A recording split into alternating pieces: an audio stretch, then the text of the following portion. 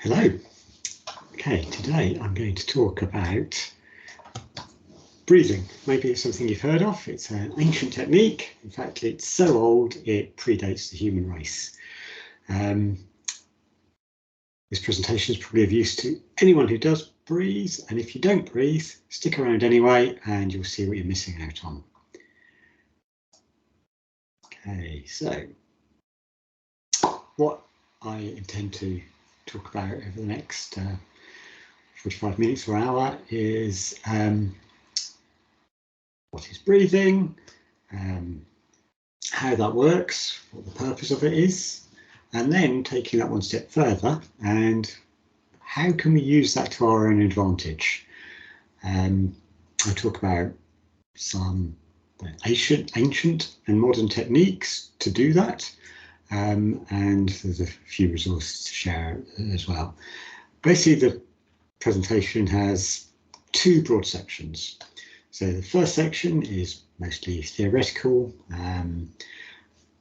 something for the scientists among us, and then the second section is much more practical. We'll actually try some techniques which I've selected on the basis I think they're useful in an office setting. They're very much entry level, so stick around and see what you see what you learn from them. Okay, first obvious question though is, what does Stuart, who's a software engineer, know about breathing? Well, things you might not know about me. I'm a qualified yoga teacher. I can teach both Hatha yoga and Vinyasa yoga, and yoga has a number of contributing dimensions within it. So the 8 limbs of yoga. One of those 8 limbs is asana, or the postures that you see. So if you look at a picture of a yoga class or the funny shapes people are making, that's asana. Another aspect is pranayama, and that's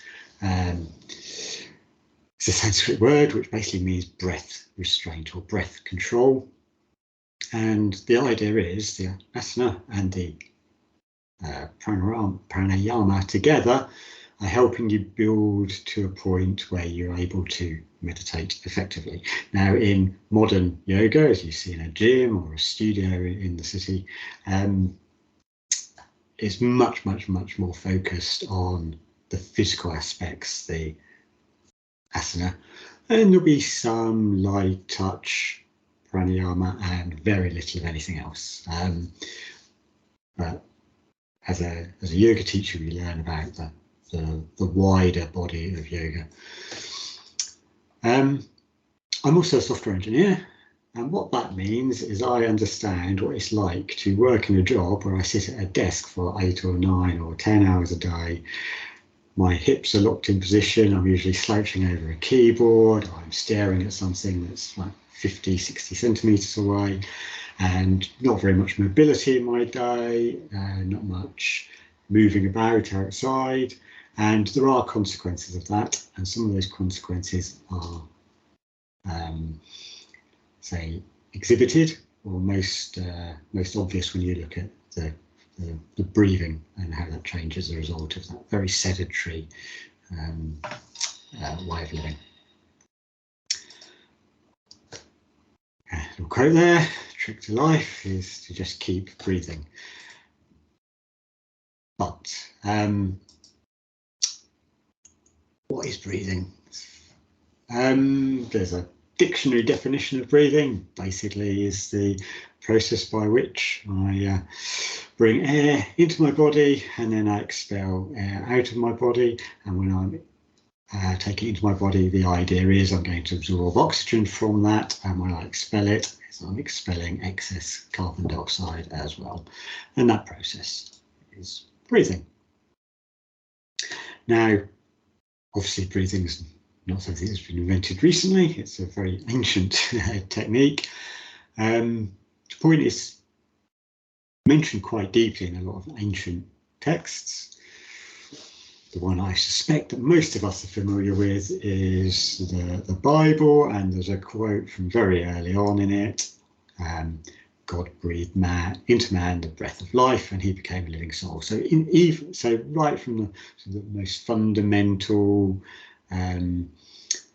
belief systems, there was this connection between breath and life, or breath and the soul.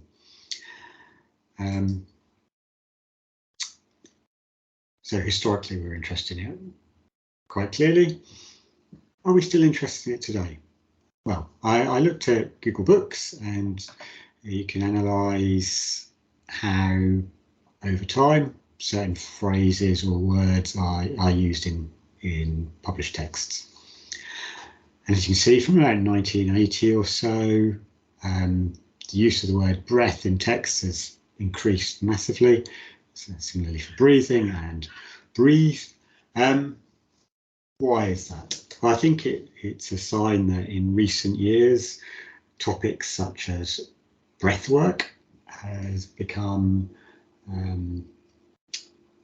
more of interest to people. So it started in the 60s as a very scientific interest in breathing and the physiology of breathing and the medical consequences of that. And then over the later part of last century, it moved much more into a holistic, alternative health type interest. And nowadays, people talk about breathing very much in the context of anxiety and the emotions and the how they're very connected. So one way of looking at what an ancient culture's fundamental beliefs are is to look at the language. And so some examples I've picked out here. So in Mandarin, the same word is used for life force as in breath. In Sanskrit, which is the language of many of the Far Eastern religious texts, and prana is used for energy or vital energy or life force, and it's also physical breath. In Latin, same word is used for soul and breath, also the same word is used for to be alive and to breathe. And in Greek, the same word is used for spirit of life or soul and air in motion. So there's obviously some deep connection there. Even in our own language, English, a lot of our phrases quite often include the concept of breath within them, especially when they're connected to emotions. So I find her suffocating, that view is breathtaking, and so on and so forth.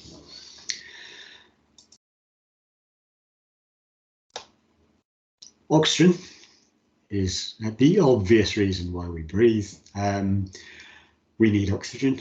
Just by comparison, we need food, but we can go for a fair amount of time with no food. It's not a month, but approaching it. Water is also essential. We can go a certain amount of time, certainly a few days with no water. Wouldn't be pleasant, but we'd survive. If we went with no oxygen, a few minutes at most for survival times. So free divers who practice long breath retention, they can moderately comfortably dive for 10 to 15 minutes, but they're very much outliers.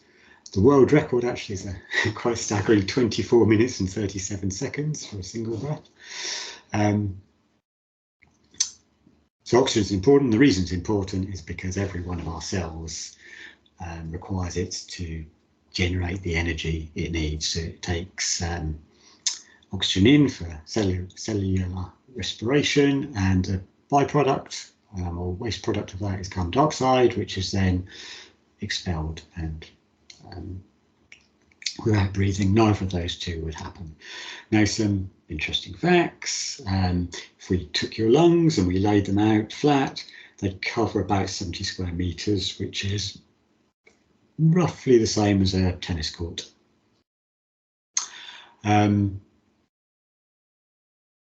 Interestingly, if there was no oxygen in the air, it wouldn't cause us to breathe more rapidly.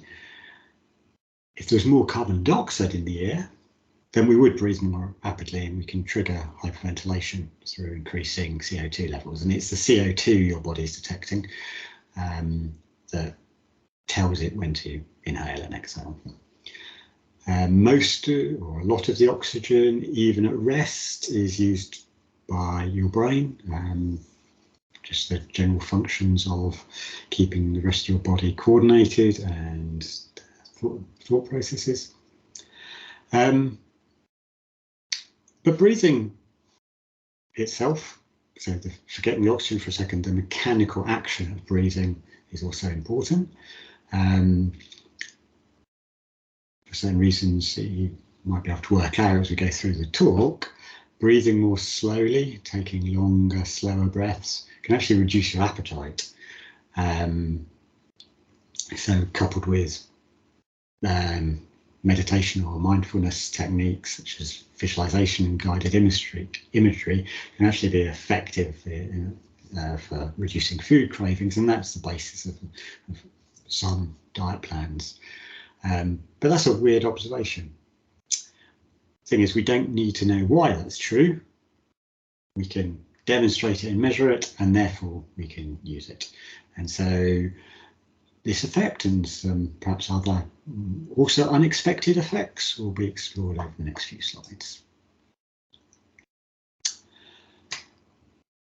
Okay, breathing. When breathing happens, I've split kind of the benefits of that into 3 categories there. I won't read them all out. It's not just a waste of your energy, it's actually doing something useful. Now, just an example, the motion of breathing and compressing certain organs is actually reasonably essential for good digestion. It massages your colon, which helps push food through effectively, and without breathing, people unconscious with iron lungs, that's actually something that needs to be taken account of. You can't just pump oxygen in without the mechanical action. Breathing is useful in pain management. How effective that is, we'll have a huge number of different contributors, but no denying that in some way breath work can help manage pain. And then there are other measurable effects, such as breathing in particular ways can raise or lower your blood pressure, for example, or raise or lower your heart rate. And we'll explore a few of those. I've used the word breathwork a couple of times on this slide. So breathwork is a term which has become prevalent over the last couple of decades. It's a fascinating intersection between scientifically informed breathing practices and you might define new age alternative woo-woo. It's become an alternative healing modality in its own right, and that draws on a lot of inspirations. Breathing during meditation was always very popular in some cultures, or very routine in some cultures. Breathing through extreme exercise is obviously something that happens. And there was lots of science and pseudoscience through the 20th century, which informs modern thoughts. But there's also techniques from particularly ancient Eastern scriptures, so Chinese and Indian, as we'd see them nowadays, but also from Native Americans, which using those techniques have been proven valuable in high performance coaching, in elite athletics, in managing stress, in managing anxiety, and many more. And we don't need to understand it all. From my own explorations, I know what the prevailing wisdom is around some aspects, and I know empirically what works and what doesn't work for me. But there's also an invite here to explore your own breath, and what works for me might not work for you.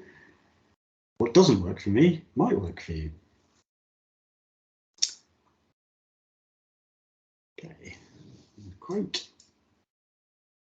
let's start with an experiment. We like experiments.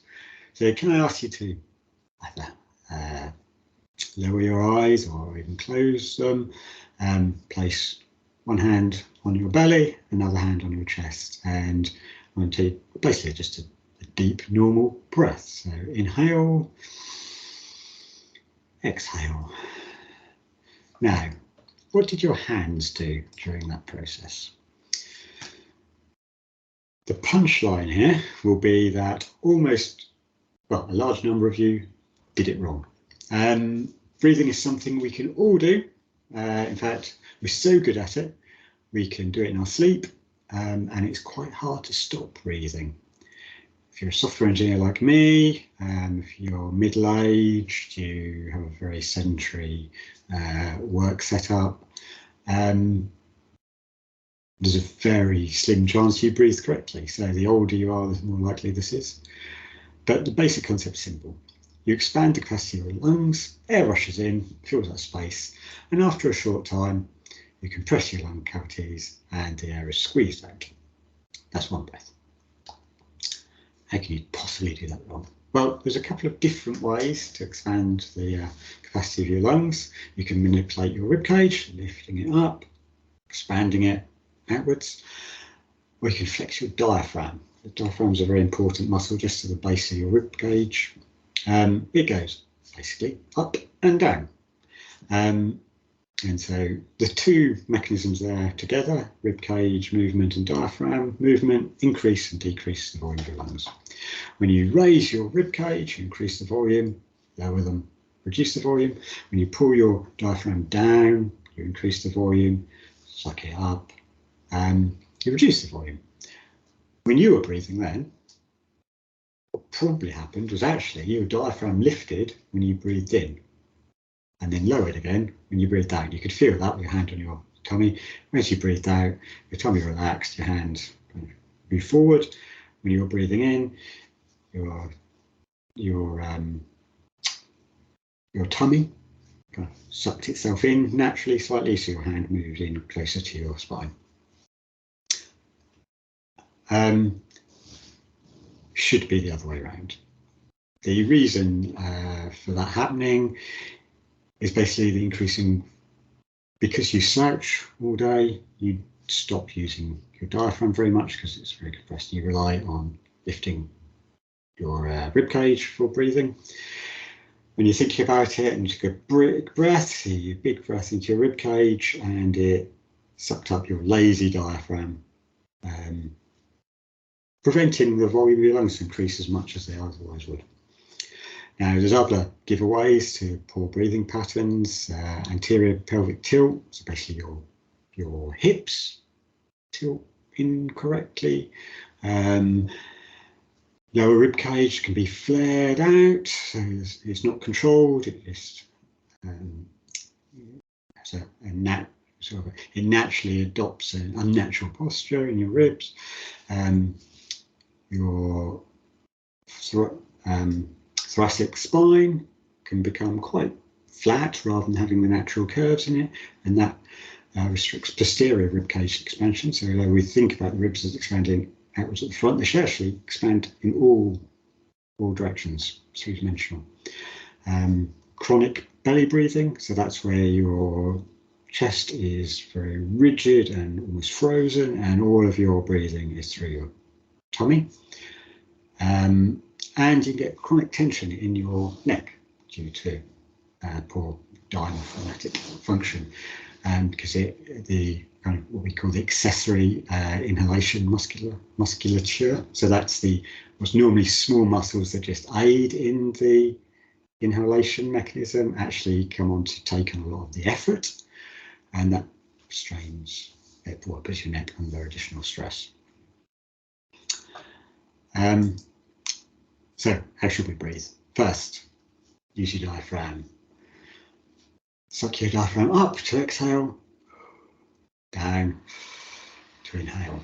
You should breathe through your nose. Inhale to a comfortably full, so you're not trying to stretch your lungs, but you want to use the full capacity that's comfortably available. Your exhale should be slower than your inhale. Now, unless you do active sports, no one's ever told you that. Certainly if you look at a child, that's what they naturally do. Between your inhales and exhales, naturally pause. You can actually save a huge amount of energy by having pauses between your inhales and exhales. You don't need to be constantly breathing in order to pump plenty of oxygen into your body and extract plenty of carbon dioxide out of it. Somewhere around 5 to 6 breaths per minute would be a normal rate. And I'll come on to this point later. Don't overbreathe. Everyone here is going to say, I don't overbreathe. But you're probably wrong. Now,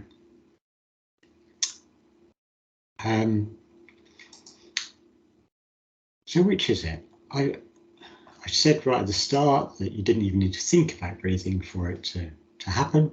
And yet now I'm telling you how you should be breathing. So do I need to be told how to breathe, or don't I need to be told?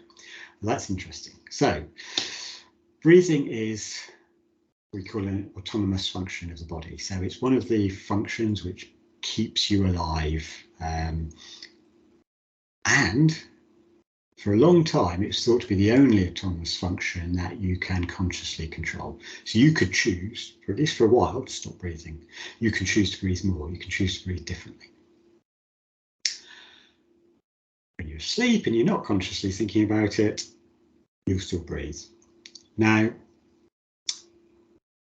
there are other autonomous nervous functions which you can control to some extent. I will talk about one in just a moment. Some of these are harder than others to control, but you can control your blinking, you can control your swallowing, you can control your ciliary muscles, which is long, short distance in your sight. You can control sexual arousal to some extent. And now the interesting thing is, all of these autonomous systems have feedback loops, and we can exploit those feedback loops in order to get effects in our body that we're looking for. Let's just talk briefly about what the respiratory and pulmonary systems are. So the respiratory system is how you get air into your body and how you expel air from your body, and then the oxygen that's taken from that air is pumped around the body using your circulatory system, your blood, and likewise the waste products, carbon dioxide, is exhaled similarly, or excreted similarly. Now, my lungs, I'm a fairly typical male. I don't do massive amounts of sport. I'm not super fit. So my lung capacity will be around 6 litres. If I was female, my lung capacity around 4.5 litres. That varies massively from person to person. So if I'm a bigger person, I would have larger lung capacity. If I'm a more active person, I'd have a larger lung capacity. However, now I've got that 6 litre capacity, each of my breaths are only about 1/2 litre. And it's normally, 1 litre of air is pretty much constant in our lungs, and we can't get rid of that unless we compress our lungs, which would be very unhealthy.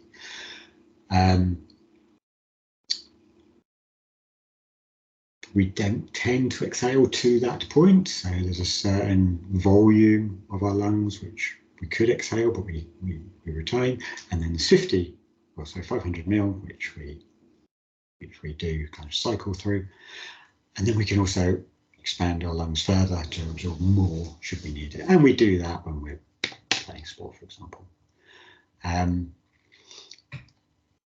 Now, those systems, circulatory system and that respiratory system, are controlled through a number of nervous systems known as the autonomic nervous systems, which basically means out of our control, they happen autonomously. And there are two important systems that you might have heard of: the sympathetic nervous system and the parasympathetic nervous system. The parasympathetic nervous system is sometimes known as feed and breed or rest and digest, and that tends to be related to your body's state of relaxation or comfort. And then the other system, the sympathetic nervous system, is the reactive fight and flight response. Actually, freeze, fight or flight, to extend it a bit further. And because there are feedback loops, we're able to hack those systems to some extent. There's also an enteric system, which is a quasi-autonomous component of the nervous system, which includes the neural circuits that control motor functions, controls local blood flow, things such as mucosal transport and secretions, so how much saliva do you make, how much, etc. And it modulates immune and endocrine functions. And those things, being able to control, is very, very useful because they are essential for our health, physical health. Okay, so I've mentioned the word hacking, or the phrase hacking the autonomous systems a couple of times. So what happens here? I'll give a very simple example that lets us exploit normal physiological processes in ways which are useful. Very much mind over body. This is mind over body in action. And this is very much grounded in physiology and neuroscience. So a sigh is something we naturally do. We don't even know we're doing it half the time. Before we go to sleep, we'll almost like a reflex sigh. If we've been crying, we'll probably be sighing quite a lot. The ability to sigh can also be consciously controlled, though. To some extent, we can suppress it, but we can very much force it. Now, sighing, the purpose of sighing is kind of twofold. It stretches the respiratory muscles, which reduces muscle tension, and that leads to improved ease of breathing. Now, within the lungs, the alveoli, so they're the small, almost like capsules within the lungs where the CO2 oxygen transport occurs, they can collapse over time, and the sighing reinflates them, and so it makes your lungs more effective again. As they increase the surface of those alveoli, so there's more surface area for the transport of the gases, and therefore your lungs work more efficiently. And when you do this, the increase in oxygen in your blood and the decrease of carbon dioxide instantly makes your body feel more relaxed. A sigh tends to be 2 short inhales followed by a longer exhale, and that longer exhale is felt by receptors, particularly in the heart, which sense an increase in pressure through that process, and they signal to the brain to slow down your heart rate. And in a very small way, this creates a sensation of relaxation. By mindfully sighing a few times, 1 or 2 or 3 times is generally enough, you can kind of manually reduce 2 key symptoms that we'd associate with stress. Your heart rate will be measurably lower after 20 or 30 seconds, and anyone can do this. So let's just try that. So it's simple: double inhale through your nose relatively quickly, followed by a slow exhale through your mouth. So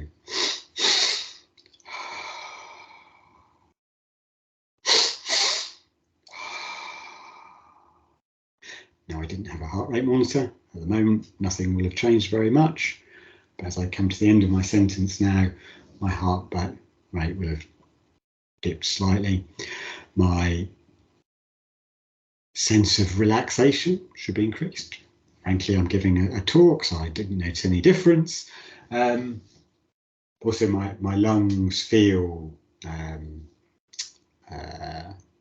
more relaxed. There's I've opened them up again. So there are other ways to hack the nervous system similarly.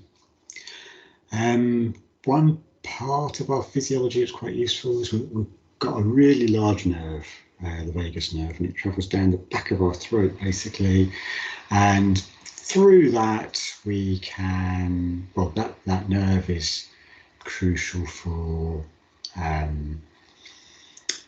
digestion and lots of other things. The slow exhales from before also cause the vagus nerve to release acetylcholine, which is the neurotransmitter, and that also slows the heart rate. Now, in a particular type of yoga, I don't practice myself, but it's very popular, Ashtanga yoga, or Ashtanga Vinyasa yoga. There's a type of breathing which causes that vagus nerve to be massaged. And that's a very useful effect that can be used other times as well.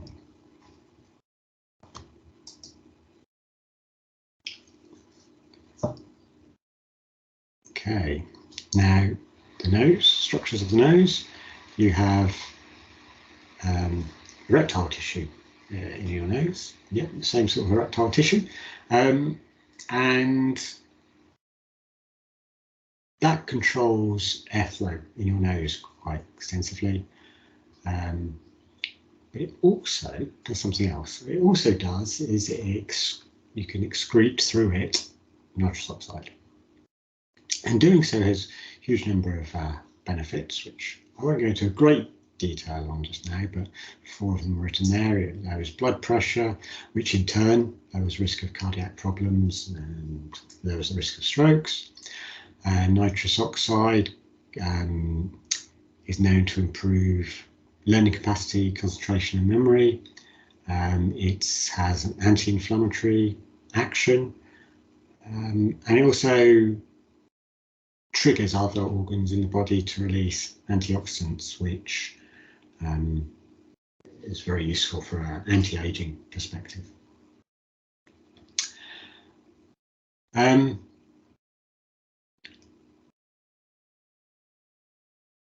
If you're interested in this, there's a book which I'll cite at the end, which has a lot of background information on why nose breathing is beneficial.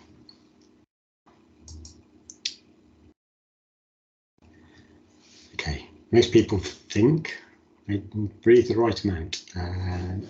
In reality, a good fraction of the population, and I'm talking well over half the population, overbreathes, which basically means you're breathing more than you need to. Also, quite a big fraction of the population, a smaller fraction, but a significant number nonetheless, underbreathe, which means they are in a permanent state of oxygen deprivation. This table here gives some of the effects of those two situations, and we can choose to deliberately overbreathe or underbreathe, and these are the effects that we might get in the body as a result of that. Now, things like pH level, your body buffers the pH level in your blood very effectively, so it's a short-term effect. If you repeat this over a long time, your body gets used to that, and then when you stop doing the overbreathing or the underbreathing, the pH level then changes. This is very important for asthmatics, not to overbreathe. You think asthmatics, they need to breathe well, but actually overbreathing causes vaso and bronchoconstriction, which then can actually make the effects of asthma worse rather than better.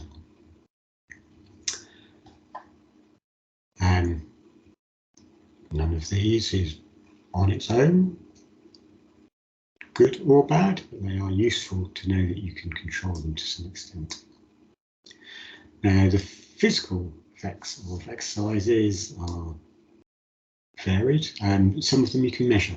So here are 14 breathing practices. These are actually yogic breathing practices, and they show how they affect. So the blue line is the amount of carbon dioxide in the blood. The dark blue line is the amount of nitric oxide in the blood. Measure which elite athletes would be very keen on understanding is VO2 max, and then strength is basically the fitness or the muscular strength in your musculature, which helps with breathing. Some of these effects over a long period, some are much more instantaneous, but we can use these to our advantage. I can in principle practice a lot of these methods. What's interesting to me is cooling breath has very large decrease in nitric oxide. That's interesting. Why is that? Well, of the 14, this is the only one which is overtly a mouth breathing exercise. And so that effect, or a lot of that nitrous oxide effect, you would also get simply by not breathing through your nose and breathing through your mouth. And that's probably a bad thing.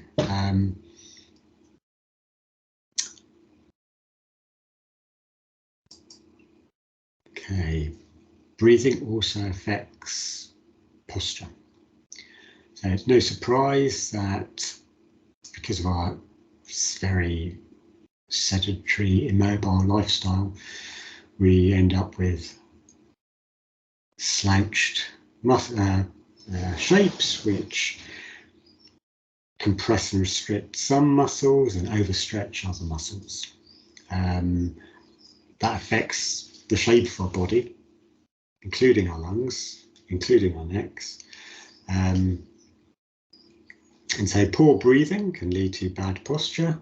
Bad posture can also lead to poor breathing. So in the exercises that come up, I'll tell you how to sit. That advice for sitting is generally good advice even when you're not doing breathing exercises. A lot of people who slouch a lot will very quickly develop a habit of very quick, shallow breaths. And interestingly, shallow, quick breaths are associated with sympathetic response, and there is a feedback loop, so that shallow, quick breaths trigger sympathetic response, and the sympathetic response result in shallow, quick breaths. So you get into a cycle, and what that means is a lot of people are in a constant state of sympathetic activation, which is not healthy. That leads to anxiety and also fight or flight stress. So that's where you are in the fight or flight state for far more than you should be, and the body has to adapt to that, which is not healthy. There's lots of other topics I could have talked about. I've chosen not to in the interest of time. You're welcome to go and explore those.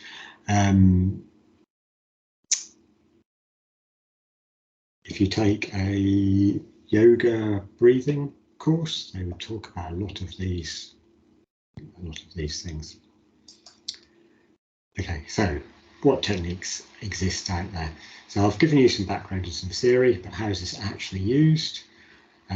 Well, so there's some ancient techniques, pranayama, which I've mentioned, shamanic breathing from Native America and other places. There are some contemporary methods, which I will talk about, and the next few slides give you details on those. So one which you may well have heard of, the Wim Hof method is something that was covered very recently on the BBC, so national TV in the UK, with a celebrity challenge where some people were taken out to somewhere of a very cold climate. I'm not sure actually where it was, and they were challenged to practice the Wim Hof method. A big aspect of that, along with cold exposure and meditation, is a breathing technique. Wim Hof himself describes it as not extreme breathing. I might disagree with that. I think it's relatively extreme. It can lead to hallucinations, for example. But it's really interesting, and it's been studied scientifically relatively deeply. So there's lots of material to understand how and why it all works. There's a really good YouTube documentary which I recommend watching.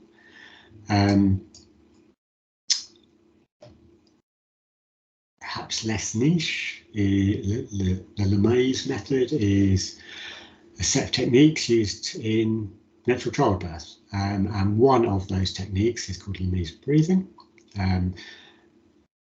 As a set, this is often known as a psychoprophylactic method. So if you speak to your midwife and you say, I'd like to try natural childbirth, this is where you'd be guided. I'm not an expert on this. In therapy settings, breathing exercises are sometimes used, and the most popular one probably is something called resonant breathing, which has a commercial trademarked version called coherent breathing, and it's proven to be very effective in reducing symptoms of stress and then stress itself, feedback loops.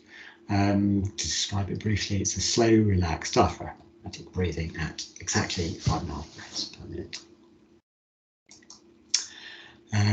Another approach, which is this would be the approach that severe asthmatics would be familiar with, perhaps. It was basically introduced as a healthy living, healthy breathing for healthy living, and it corrects people's over breathing. Does that through nose breathing, inhaling the right amount of air. They were very common, modern methods. We want, it's not a new idea to control breathing though. So in the British colonial days, explorers would come back to the British Isles with outlandish stories and superpowers that monks and aesthetics in remote locations had. One of these far-fetched stories was that Tibetan monks could survive extreme cold for extended periods of time. Actually, that's not that far-fetched. They can increase their body temperature very effectively using a method called thermo-breathing, and it combines particular breathing technique with muscle tensing and some visualization tricks or methods. It's quite often just used as a form of quiet meditation, but it can also be used to raise body temperature. So cold, unheated room,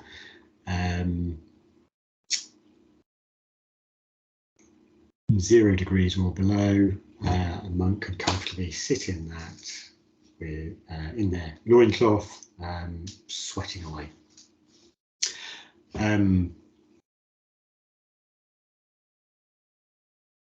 Interesting that this has been lost to modern Western society, and yet in other parts of the world it's accepted as routine fat.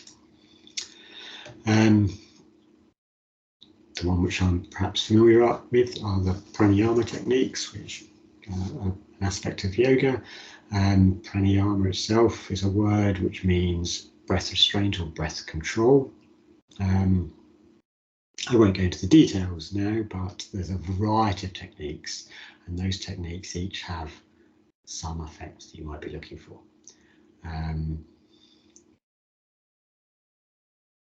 Prana is considered kind of the life-giving energy, why it's synonymous with the content of breath. It's the control of that energy that ancient yogis would be looking for.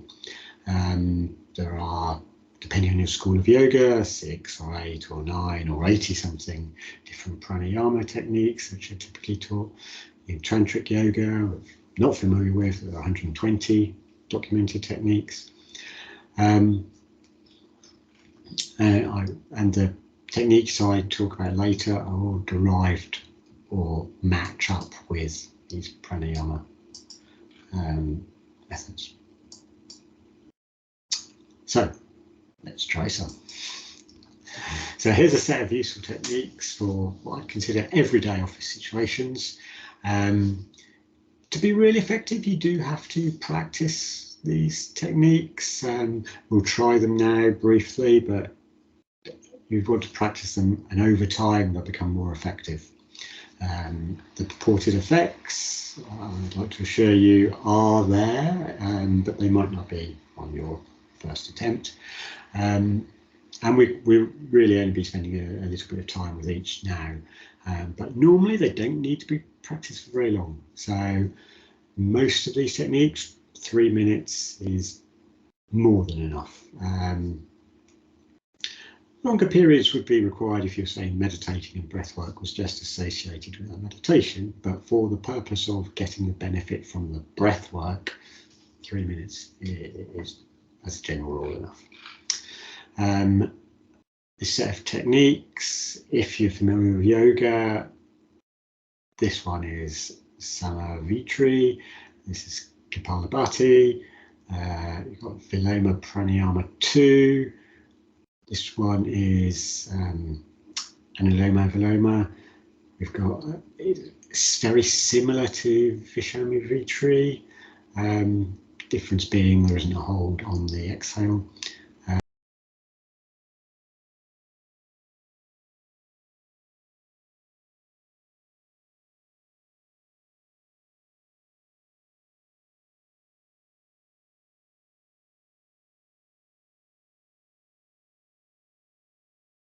Explore deeper.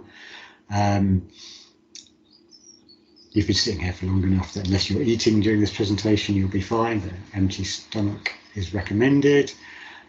You want to sit up, sit comfortably though, spine tall, and you want to wear clothes that are not restricting your breathing. Do sit or lay down to practice. Don't do it while standing or walking, especially to begin with. While we're practicing, it's absolutely okay to stop at any point because you feel uncomfortable or you feel faint. Listen to your body. Just resume natural breathing at your own pace. If you feel faint, consider lying down. I don't think anyone will during these breathing exercises for the short time we're doing it. But if you do feel faint, that's the best thing to do. And then after a few normal breaths, you can either carry on with what we're doing or just wait until the next.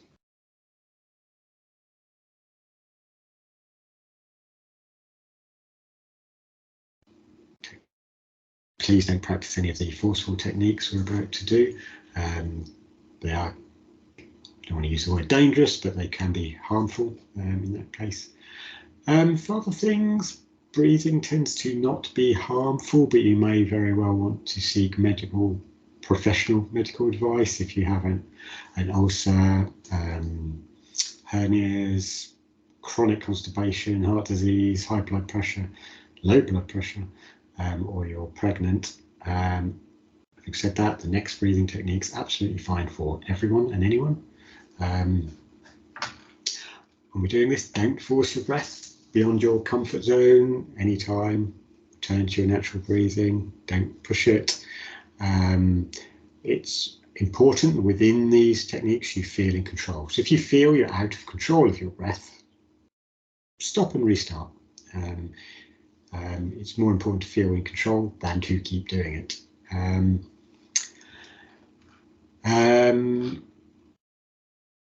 Before we start those, just to practice breathing together, which is actually a bit of skill required to breathe under the instructional guidance of someone else's verbal cues. So let's do a very simple controlled breathing exercise. So as a group, we'll take 10 breaths. So breathe through your nose and follow my instructions. So sit tall. If someone's gently pulling your head up towards the ceiling, you want to keep your chin parallel to the ground. Your hands, you can either place them on your legs, your thighs, or one side or the other on your lap. Relax your shoulders, so your shoulders are not by your ears, relaxing down. And you're welcome to close your eyes or otherwise soften your focus. And we'll take 10 breaths together. So inhale, exhale, 1. Inhale, exhale, 2. Inhale, exhale, and focus on the feeling of your breath in and out. Inhale, exhale, 4. Inhale, exhale, 5. Inhale, exhale. And if you've tensed your shoulders or your jaw, relax them again. Inhale, exhale, 7. Inhale, exhale, 2 more. Inhale, exhale, 9.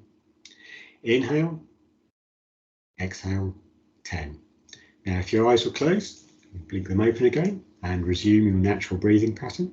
You'll notice that I went quite fast, but the prompts for exhales are slightly longer than the prompts for inhales. And I think about how you feel. Did you come up against any mental chatter during that exercise? The next breathing exercises will build on that, listening to the cue and following the instruction.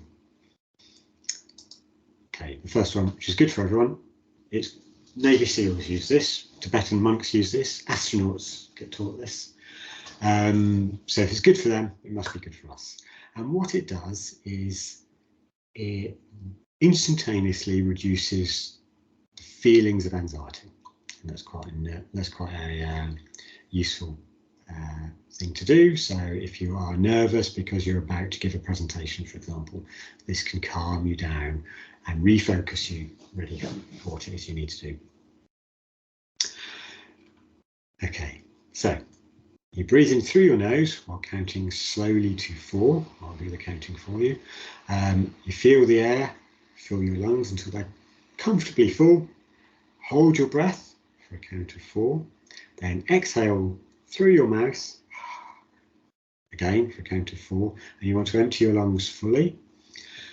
Hold your breath for a count of 4 and repeat. Now, if you are in a case of extreme anxiety, such as a panic attack, those holds at the top and bottom of the breath won't be possible. You won't be able to do it without making the anxiety worse, if you can do it at all. So in those cases, what we do is we start with equal lengths of inhales and exhales. And as your body becomes centered again, you can start introducing breath pauses, and then you increase the pauses until eventually you get 4, 4, 4, 4 for the different phases of breath. Inhale, hold, exhale, hold. Okay, so I will guide you through this exercise. So sit up tall. Inhale, 2, 3, 4. Hold. 2, 3, 4. Exhale. 3, 2, 1. Hold. 2, 3, 4. Inhale. 2, 3, 4. Hold. 2, 3, 4. Exhale. 3, 2, 1. Hold. 2, 3, 4. Inhale. 2, 3, 4. Hold. 2, 3, 4. Exhale, 3, 2, 1. Hold, 2, 3, 4. And that was 3 cycles. Resume a normal, natural breath cycle. So in the interest of time, I'll move on here, but repeat that for about 3 minutes. So you're just counting to 4 repeatedly in your head. You'll feel after a few moments, you'll feel balanced. The effect won't be increased by doing it longer, but if you do this more frequently, so doing it when you don't feel you need to, it will then be more effective when you do. So this is a good thing to practice moderately regularly, and then when you're in a state of extreme anxiety, acute anxiety, it's a tool there you have to use, available to use. This one's got a great name, Skull Shining Breath. So this is great for enhancing focus. It clears the mind, invigorates the body. It's a simpler form of another technique, which is known as bellows breath or Bhastrika pranayama, and Bhastrika pranayama is very widely used in yoga, but actually it's quite intense. Kapalabhati, though it's more accessible to start with. So after practicing this technique, you'll feel energized and rejuvenated, fired up, ready for keen focus on whatever your task is. So the basic technique is that of a forceful exhalation, and that's done by contracting the abdominal muscles, so your belly, so you're bringing your navel kind of in and up forcefully, and then inhalation is passive, so just relax and your air will naturally come back into your lungs, and you're just relying on the natural elasticity of the abdomen as it relaxes to draw air back in. Now, if you're pregnant or think you might be pregnant, please don't practice this.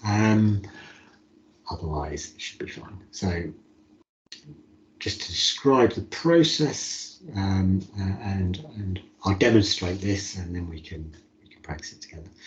So you inhale deeply through the nostrils, expanding the chest to begin with, and then expel your breath with a forceful contraction of the abdominal muscles, which by sucking my navel in and up is forcing my diaphragm up into my chest cavity, pushing out the air. Then relax. And as I relax, air will naturally refill my lungs. And I'm going to do this really quite quickly. So I'm going to do 30 exhales in approximately a minute or half a minute even. So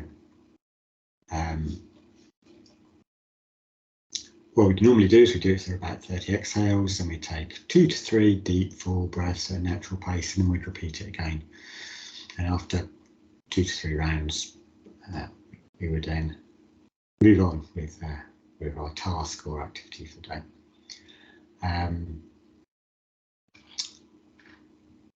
There is an alternative version of this, which I'll just briefly talk through. So this is useful if you've got blocked nose. But instead of breathing through your nostrils, you'll exhale or breathe through your mouth while sticking your tongue out.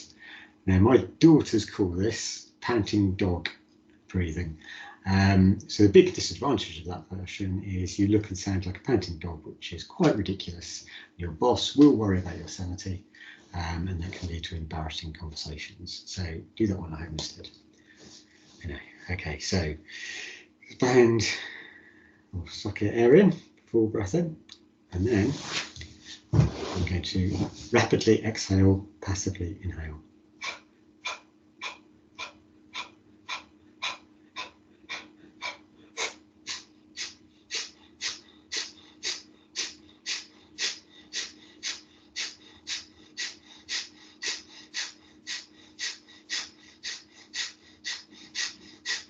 I think I did 30 then, and what you've seen is my shoulders didn't move, my chest really didn't move, it's all in the abdomen.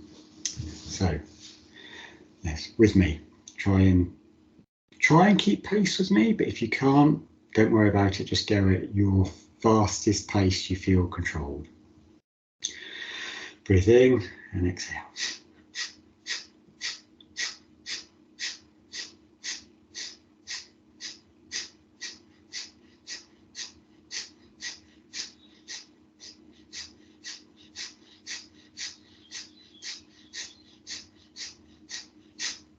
Okay, and breathe for 2 to 3 natural breaths. Exhale, inhale, exhale, inhale, exhale. Now naturally, refill your lungs and we'll go for another round.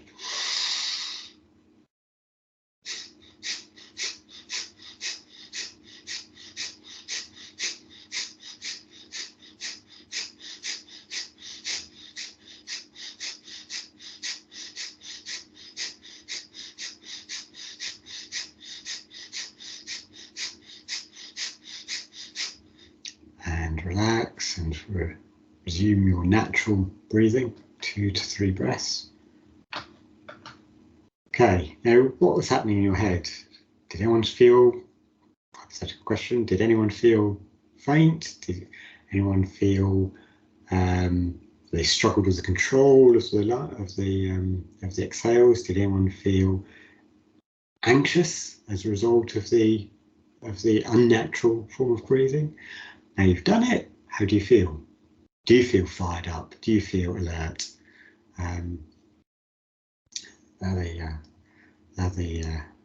The benefits we're looking for.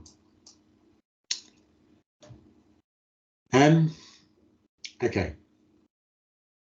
This is useful if you're stressed for some reason. In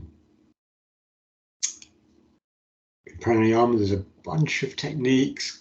Viloma pranayama. This particular one is Viloma pranayama 2, and what that has is it has pauses in the exhalation. And this is a really good way to activate your parasympathetic nervous system, rest and digest. And by doing that, you're settling your sympathetic nervous system. The symptoms of stress are very much your sympathetic nervous system being in control. So during the exhalation, for 3 or 5 times, depending on how advanced you are, you'll pause. And then there's a slow, steady inhalation, and then you repeat. And it provides the experience of taking a deep breath, but also the experience of taking time to consciously feel the tension and letting go of it in a controlled, slow way. So in the pauses in the breath, think about where in your body you're holding tension. Think about where in your mind is there chatter.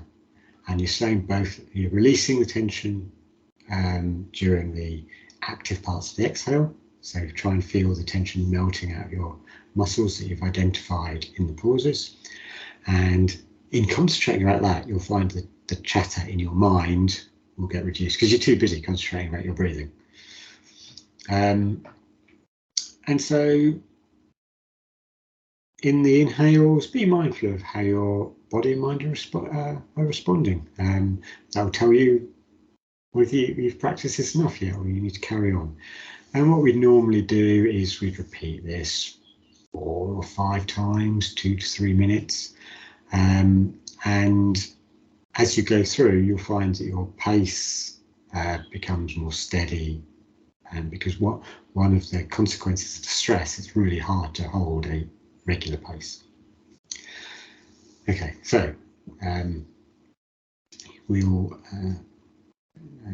practice that, and you can follow my instructions. So again, sit up, inhale through your nostrils until you comfortably full lungs. Now we'll hold this breath for just a brief moment and exhale slowly for 2 seconds, then pause for 3. And we're going to do that a couple of times. So exhale, pause, exhale, pause, exhale, pause. Now exhale until your lungs are empty. Hold the breath out for a brief moment. Now inhale nice and slowly. We're going to repeat. So exhale, pause, exhale, pause, exhale. And your lungs should be empty. Breathe in again. Hold it for a moment. Exhale, pause. Exhale, pause. Exhale until your lungs are empty. Now hold the breath out for a moment. Inhale. Hold it. Exhale, pause. Exhale, pause. Exhale, pause. Exhale till your lungs are empty. Okay, so now resume, take an inhale and then resume your normal breathing. So as you get used to this technique, you can increase the number of interruptions. 5 would be a good number. No need to go beyond that.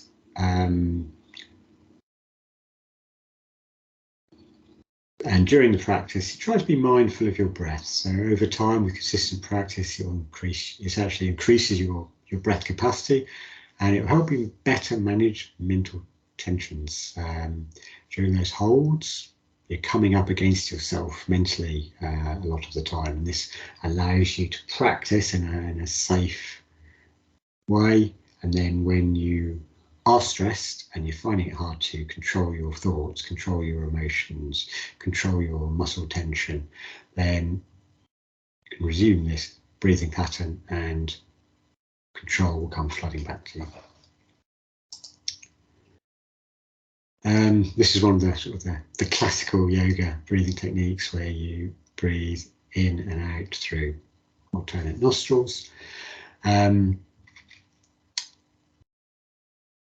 So this is a way of building patience. It also increases focus and control. Variations of it can be useful for various other things, but the simple form is control and patience and focus. Now, this is one that is recommended you practice daily. The ancient yogic texts would suggest you practice this in the morning, so you begin your days on a more patient outlook. I encourage you to practice it and be conscious of how your breathing feels and how your body and emotions are responding to the different phases in your breathing. This is very much considered a balancing technique for centering yourself. So actually, if you are over-relaxed, this will become you more focused and alert, which is quite useful. So we have a particular hand shape to do this. So you take your hand and your first 2 fingers fall down into your palm. So you then have your 2 smallest fingers sticking up and your thumb sticking out. And your thumb you use to control your right nostril, and your ring finger on your right hand close your left nostril. Okay, so on your right hand, on your so open your left nostril by lifting the ring finger off, and you inhale through that nostril slowly and deeply until your lungs are full. Now close the left nostril and open in the right nostril and exhale through the right nostril. And close the right, open the left and inhale. Close the left, exhale. Close the right, inhale. Close the left, exhale. Close the right, inhale. Close the left, exhale. Close the right, inhale. Close the left, exhale. Okay, resume your natural breathing. So how does this work? So when we breathe, we're either right nostril or left nostril dominant, and you can actually find by holding a wet finger under your right or left nostril and seeing which one the air's more smoothly and consistently coming through. So when the right side is more open, we say we are driven more by the sympathetic nervous system. Right nostril is connected to the left brain, left nostril is connected to the right brain, and so that makes a certain amount of sense. And when that right nostril is dominant is when we're more fired up, active, aroused. Dominance in the left nostril tends to happen when we're relaxed. And it's natural that that dominance will change every 20 or so minutes during the day, depending on who you are. And this single nostril breathing helps regulate the left and right sides and creates balance in our nervous system. Okay, now this is an interesting technique. So this is a conscious breathing technique that can both calm you and help you sleep. So it's widely used by doctors and therapists to calm patients with high levels of stress. The form of it here is specifically tuned to stimulate the sympathetic nervous system. So it doesn't have any hold on empty lungs, which heightens anxiety. And it's quite useful as a technique if you wish to fall asleep, because you can practice with your eyes closed, avoid making audible hissing sound, and then the same technique is useful immediately before going to bed or even in bed to get you ready for sleep. When you begin this practice, actually, it's one where it's not uncommon to feel a little bit lightheaded. In that case, pause it, return to your regular breathing pattern, and then resume the 4-7-8 pattern with us on our next round. And that's absolutely fine. Okay, so we will inhale through our nostrils for a slow count of 4, and then we'll hold that breath for a slow count of 7. We'll exhale through our lips, this time making a slightly audible hissing sound. And we'll do that to a count of 8, and we'll repeat this. We'll normally repeat this for 5 rounds. Okay, so inhale, 1, 2, 3, 4. Hold, 1, 2, 3, 4, 5, 6, 7. Exhale, 8, 7, 6, 5, 4, 3, 2, 1. Inhale, 1, 2, 3, 4. Hold, 2, 3, 4, 5, 6, 7. Exhale, 7, 6, 5, 4, 3, 2, 1. Inhale, 1, 2, 3, 4. Hold, 7, 6, 5, 4, 3, 2, 1. Exhale, 8, 7, 6, 5, 4, 3, 2, 1. Inhale, last round, 3, 4.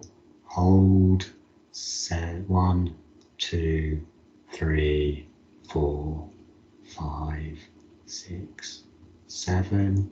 Exhale, 8, 7, 6, 5, 4, 3, 2, 1. Inhale and then resume normal breathing. Now, what's your body telling you? Maybe you felt a little bit lightheaded. With practice, that doesn't happen. Are you more relaxed now? Hopefully you are. There's 2 more techniques which I'm not going to demonstrate, but you're welcome to come here and read the slides and use them. These are interesting because bellows breath is a very warming practice and hissing breath is a very cooling practice. So if the environmental controls in your office are struggling, these are 2 techniques which can help balance that. Also, bellow breath is sometimes described as sort of the yogic alternative to drinking coffee. So it can energize you, it clarifies your mind, it fires you up.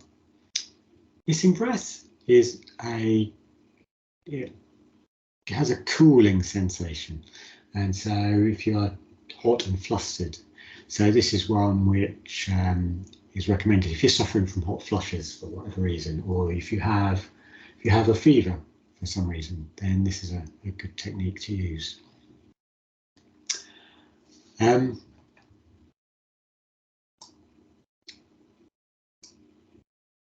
Okay, so hopefully you learned something in the last hour. There are many books or resources or videos about breathing techniques. I would like to just recommend 3 books really, depending on what your interest is. Will determine which of these books is of most interest to you. If you're interested in sort of the classical spiritual side of pranayama, then Iyengar, the founder of the Iyengar School of Yoga, wrote a very famous book, Light on Pranayama, which is a kind of like a sequel to Light on Yoga. And Light on Yoga is very much considered as kind of the essential guide to yoga when it was becoming popular in the West. So it's kind of like a comprehensive user manual, slightly archaic in language, but interesting nonetheless. Breath, New Science of a Lost Art is a popular science book by James Nestor, a journalist. He was exploring breathing, and this is kind of his story, along with the information he found during his exploration. It's a very interesting read, definitely recommend that. And then more of a practical guide, Haynes manual for breathing, is The Illuminated Breath by Dylan Werner. Dylan Werner is a very famous sort of Instagram yogi, very strong physical practice, but he's actually very talented for meditation and pranayama as well. And this was the result of his months of isolation during the lockdowns. He wrote this book, and it's a very scientifically based book about breathing techniques, but also gives you lots of practical instruction.